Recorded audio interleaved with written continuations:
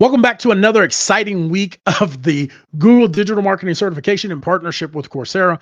If you're here, my assumption is you are either taking the digital marketing certification or you plan to take the digital marketing certification. My name is Maurice Davis. I'm a certified digital marketing strategist with over half a decade of experience in digital marketing. My objective over the next few weeks is to walk you through the course content, provide you my opinion of the quality of the content, but then also give you some suggestions of things that I believe that you will need to do in order to be really confident in your abilities around the content that's being provided and for you to take the certification that I'm thinking you're going to earn by the end of this 7 months, right? There's 7 courses, 4 weeks of course, 7 months. Uh, to go off and apply and have a really strong um application for someone that may not have any marketing experience. All right.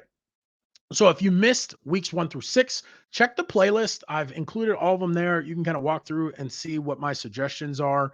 But before we jump into any of that, do me a favor, hit the subscribe button so you can walk with me on this journey as I continue to go through the content for the Google Digital Marketing Certification and to share this information with you. My plan is to publish 2 of these a week. So just as I go through them, they're available to you. Uh, but that's enough of that. Let's get into the review for this week. So this is week 3. The attract and engage customers with digital marketing. We are pretty caught up now with where I'm at, right? As you can see, I just finished week 3. Look at that. Took the quiz, 97.5. So let's talk about the content. So this is applying search engine optimization. So if you were watching last week, they gave you the basics. This week they're kind of talking about some things that you should be doing. Some stuff that I really want to kind of highlight. In last week's video, I said spend more time on building content. I stand by that because the Google's course really talks about this as they're going through and saying that you need to make sure that you're building content that helps the reader. Um, if you can do that successfully, then you're going to find that you'll be successful, right? So I'm gonna share a recommendation here. This is not obviously none of the videos are sponsored by anybody, but if you are new and you're still trying to get your feet wet, HubSpot Academy, the content marketing course, this is honestly one of the best content marketing courses I've ever taken. And I've taken, I don't know, 4, and this one's free, right? So this is one of the best ones that I've ever taken. HubSpot is a powerhouse when it comes to content marketing. So I would say if you think you want to do either content marketing or SEO, go over here and take this course. Yes, it is more time that you're going to have to invest. It's 6 hours. It's going to take you a couple of days. You are not going to be able to sit down and take this course all in one sitting. Um, it's a lot of information. They are like really putting in some good stuff.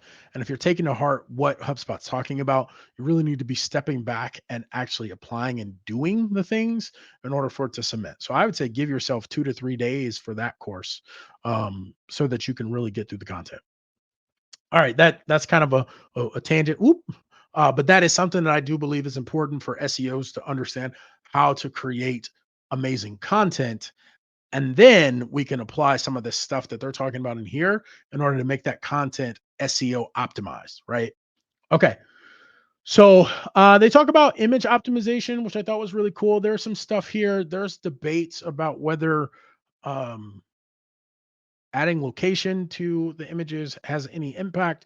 I tend to do that. I'm not going to jump into what that's about, but geotagging images, that's something that I do when I'm going through and trying to optimize my images. So just be mindful that that might be something that you may want to spend some time researching and come to your own opinion about whether it's something that you want to do for your websites.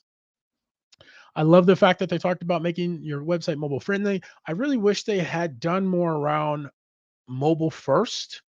They say make your website mobile friendly, but really in today's day and age, you really kind of want to design the website backwards. And this is something I'm guilty of not doing. So I will share and say like, do as I say, not as I do.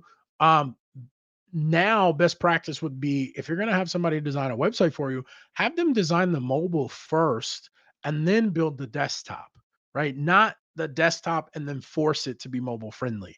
I know it sounds odd, but if you go about it that way, then you're building with pure mobile focus and the mobile will be solid. If you build the desktop, you may be tempted to sacrifice some mobile components because of the ease of converting it to desktop.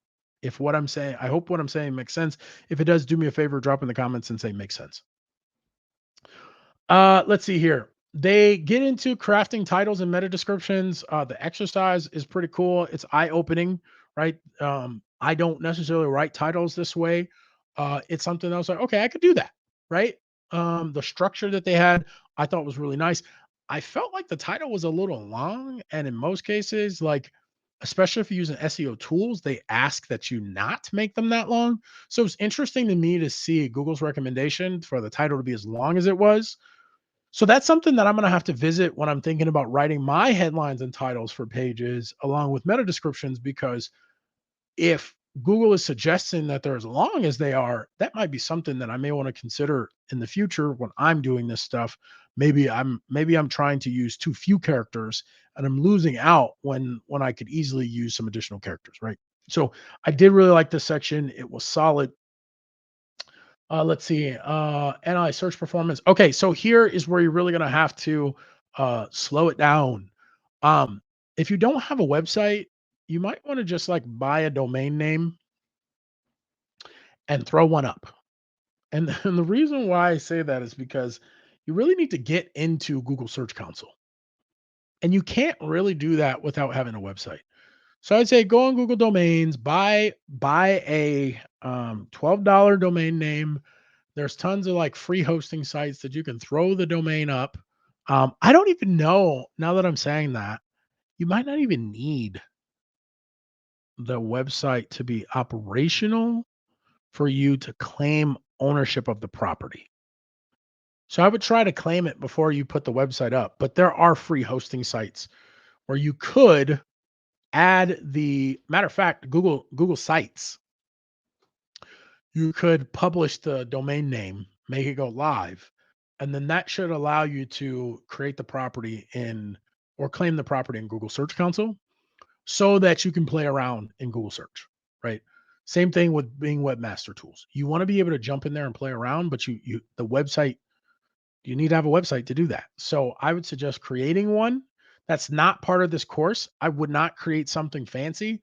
I'm honestly saying publish a page that it could have a title of test website. I don't care what's on the website, but I want you to be able to get in there and play around with these tools and kind of walk through what they're talking about as they're showing you where each one of these pieces are. It's going to be easier for you to remember if you get a chance to click the button than trying to remember what each thing is. If you side note, if you have somebody that has a website, like a business owner or a friend or family member, I would just ask them. They may not already have their Google Search Console set up. This could be a really great opportunity for you to help them and set this up.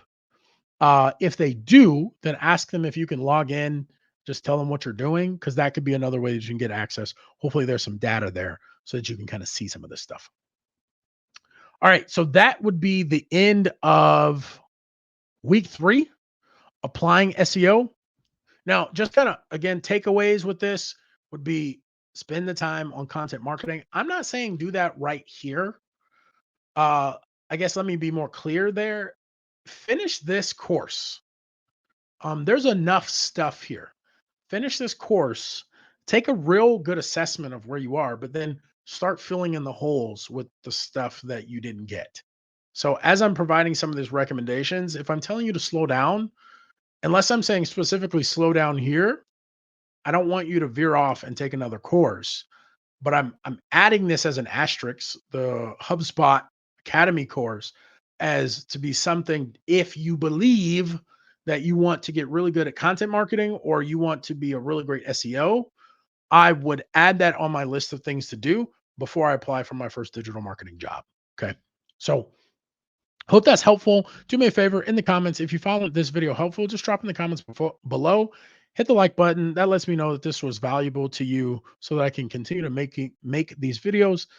Outside of that, I look forward to seeing you in the last week of Attract and Engage Customers with digital marketing. I don't even know what's in it yet because I haven't taken it. So I'll catch you next week.